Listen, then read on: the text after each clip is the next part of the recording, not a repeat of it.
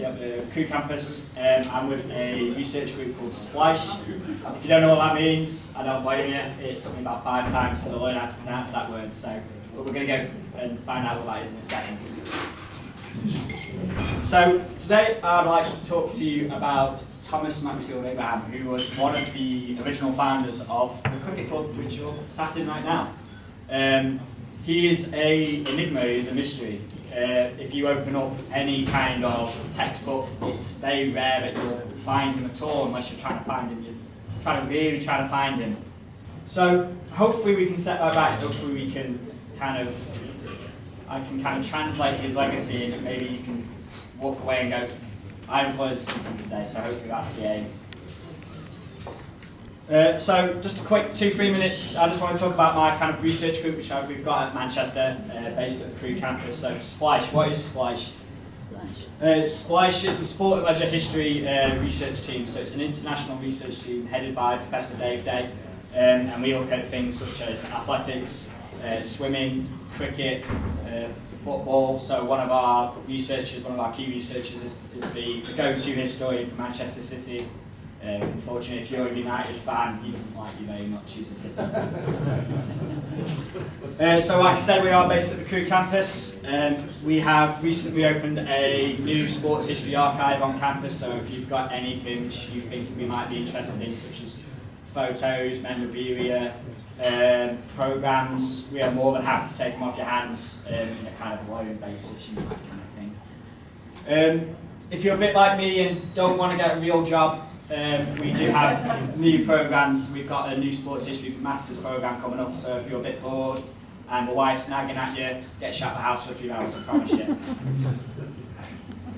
A question I do get asked a lot is, so what's your PhD in again? So originally my PhD was, I'm in the second year of that now, was to document and evaluate the influence of the London and North Western Railway Company, the LNWR for short, their influence on sport development during the 19th century in town. So anyone who's big on railway history knows that they were the company in the town and the company to be with. As time's gone on, this kind of research has progressed, and we're kind of I'm starting to look at research which now focuses on the study of middle class impact in sport, as well as the LNWR influence in Crewe. So as I've been researching, we've seen that this, something's going on here. It's all these middle class people joining this kind of club and controlling these sports organisations. So hopefully, that doesn't seem like a lot right now, but maybe in about 20 minutes that kind of starts to make sense. Hopefully this research will contribute to the ongoing discussion on the north-south class divide and differences in amateur sport ideals. So that's kind of an argument we're kind of doing in sports history at the moment is, even though the middle class are two different things in the north and south, so we're kind of figuring that out. The research uses archival data such as newspapers, maps, programs, all that kind of good stuff, and also uses biographical research as well, which is kind of a new and upcoming thing where we're exploring the past through people's lives rather than just key dates and times, that kind of thing. So, Thomas Maxfield Abraham, an interesting bloke. This is a photo which I discovered last year in the Sentinel up in Staffordshire. I don't know if you can see it very well, we can show it off a bit later. Kind of a grainy photo, not that great. As I've done a bit more research, I am proud to present this photo, I really am. A new photo, high definition portrait photo. So, as I'm talking, this is the kind of image of him you want in your head. So, let's get cracking, I guess. So, born in 1850 to William Abraham, a druggist and chemist, and his wife Rebecca. Abraham was the oldest of 8 children.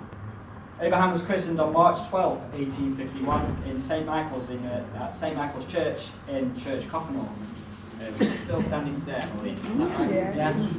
Does it? I got my sofa from there, 20 quid.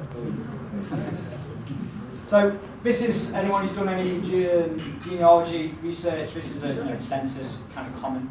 So this is a census from 1851 when Abraham was 1 year old. And he was, you can't really see it very well, check it's not like very, but this is in Earl Street.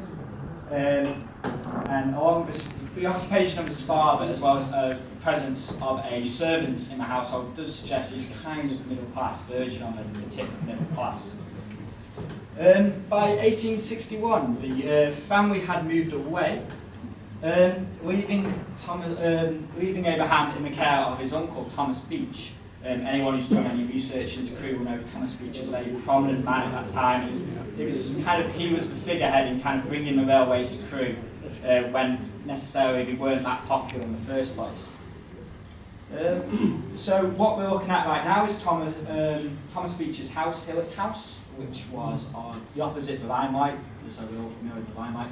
That little grassy area, park area, that's where the house used to stand. Yeah.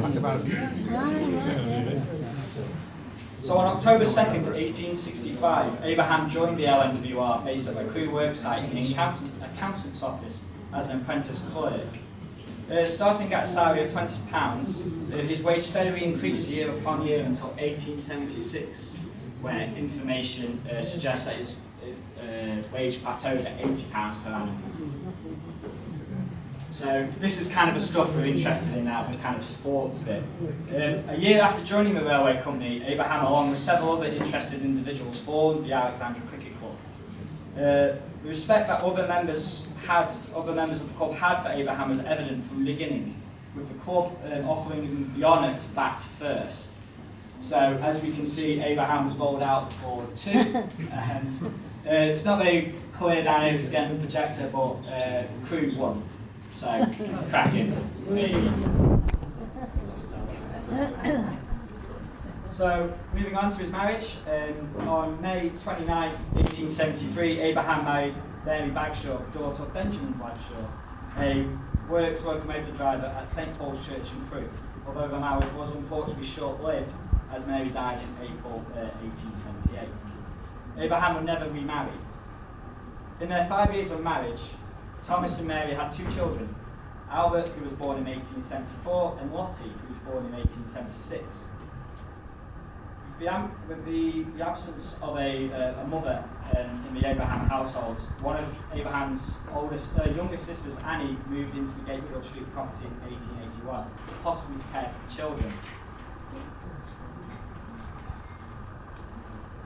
When the Alexandra Club decided to form a football section at a meeting held at the Castle Hotel in August 1877, Abraham was among those appointed to oversee those arrangements. He did a lot more for football as well. Upon the formation of the Cheshire Football Association in 1878, he was appointed secretary of the organisation and was the umpire in the first Lancashire Cup final held at Darwin in 1880, where Darwin FC beat Blackburn Rovers 4-2. That same year, Abraham refereed the first Liverpool Cup final, and he was said to have travelled many thousands of miles to umpire Crewe Alexandra's matches. In the end, though, it was his contribution to amateur athletics that made him such a well-known figure in the sporting community, and that's kind of where my research focuses on, the athletics. So the athletics festival that the Alexandra Club hosted annually at the Alexandra Recreation Ground, which is where Vale House is now next to the railway station, was one of Abraham's hallmark achievements, and he was given much of the credit for its development as it expanded over the course of 20 years to become one of the premier athletics gatherings in the kingdom. And this is where it gets really interesting. He also attended the first meeting of what we call the Northern Counties Athletics Association, held on June 14, 1879 at the Prince of Wales Staff Court, where he advocated the need for immediate action to be taken over the various malpractices which existed in contemporary athletics.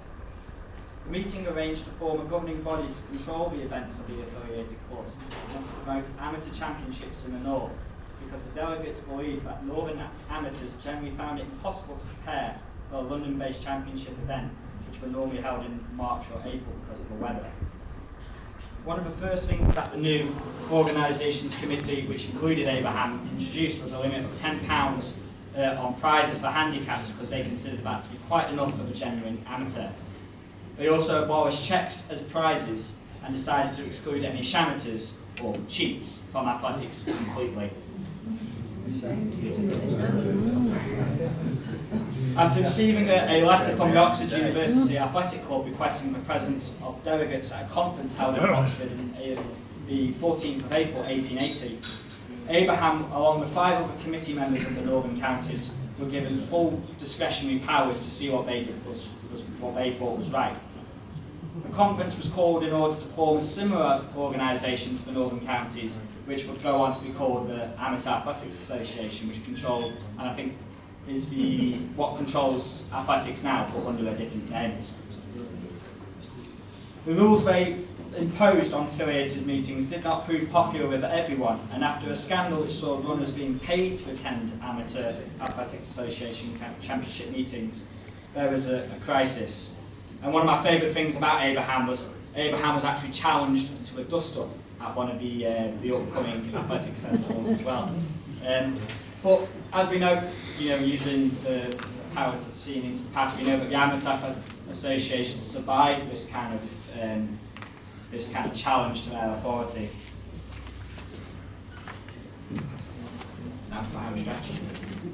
Abraham served on the executive committee of both these organisations until his age reduced his involvement, and he was an honorary treasurer and twice president of the Northern Counties, as well as serving as a vice president of the Amateur Athletics Club, Amateur Athletics Association for nearly 40 years.